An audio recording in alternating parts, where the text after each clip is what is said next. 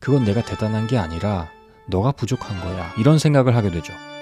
이 INTJ 회사원들이 직장 생활에서 겪는 어려움은 대동소이할 겁니다. 대부분의 회사라는 조직은 다수의 평범한 사람들이 모여 협력하며 목표를 달성하기 위해 과업을 수행하도록 체계화되어 있습니다. 이 지점에서 탁월함을 추구하는 인티제들은 어려움을 경험하게 됩니다. 인티제들은 기준을 높게 설정하고 이를 엄격하게 따르는 경향이 있습니다. 능숙하고 탁월하고자 하는 욕구가 있기 때문에 상황에 신속하고 재치있게 대응하지 못하는 사람들을 견디지 못하는 경향이 있습니다. 그래서 자신에 비해 능력이 부족하다고 생각되는 사람들과의 관계에서 문제가 생길 수 있죠. 이 인티제들은 다른 사람들이 칭찬과 찬사를 보내더라도 자신이 설정한 기준에 도달하지 않았다면 만족하지 못합니다. 그래서 많은 경우 인티제들은 타인으로부터 찬사를 받을 때 그건 내가 대단한 게 아니라 너가 부족한 거야. 이런 생각을 하게 되죠. 애초에 스탠다드가 그 누구보다 높게 설정되어 있는 겁니다. 자신이 설정한 기준에 미달하는 경우 자신을 몰아붙이는 것은 물론 다른 사람들도 몰아붙이는 경향이 있습니다. 이 인티제 직장인에게 가장 큰 시련은 무능한 상급자와 일해야 될 때입니다.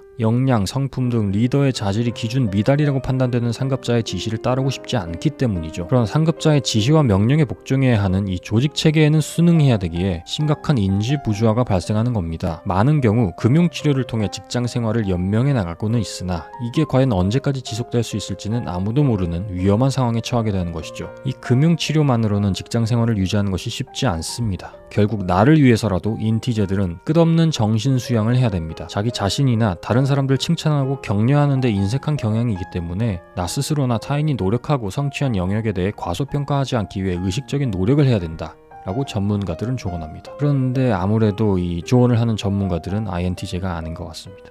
인티제들은 비논리적이고 감정적인 직장 동료를 도저히 인내할 수가 없습니다. 직장 생활을 하다 보면 일에 감정을 실어서 그대로 다른 사람에게 표출해내는 사람들을 만나게 됩니다. 일을 하다 보면 짜증과 화가 치밀어 오르기 마련입니다. 이는 매우 자연스러운 반응이지만 그 감정을 배설하는 것은 다른 차원의 문제입니다. 인티제들에게 최우선 과제는 문제의 발생 원인을 찾고 그 문제 해결책을 찾아서 실행하는 것입니다. 그러나 비논리적인 사람들의 경우 문제 해결은 뒷전이고 책임 소재를 따져 묻고 그들을 비난하는 게 최우선순위입니다. 직장에서 감정의 배설은 일반적으로 용인되기 어렵습니다.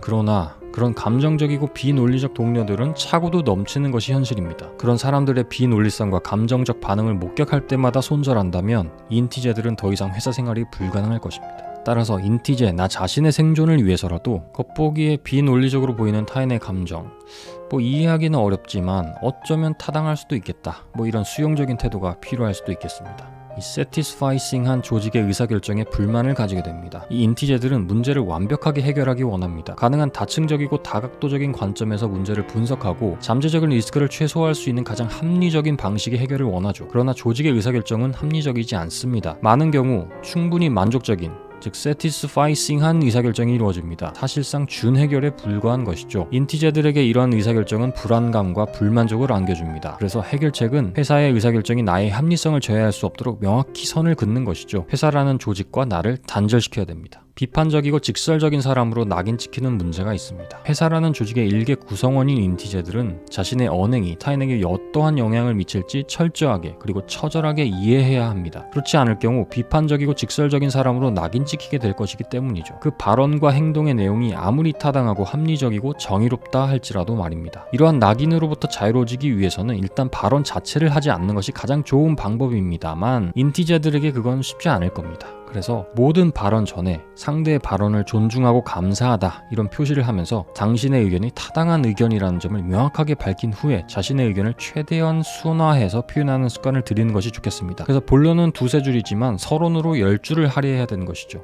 인티제 회사원들은 그 어떤 유형의 사람들보다 더 심각한 인지 부조화를 경험하기 때문에 이를 조화시키기 위한 치열한 노력을 해야 됩니다. 오늘도 고생 많으셨습니다. 그럼 다음 영상에서 만나요. 제발.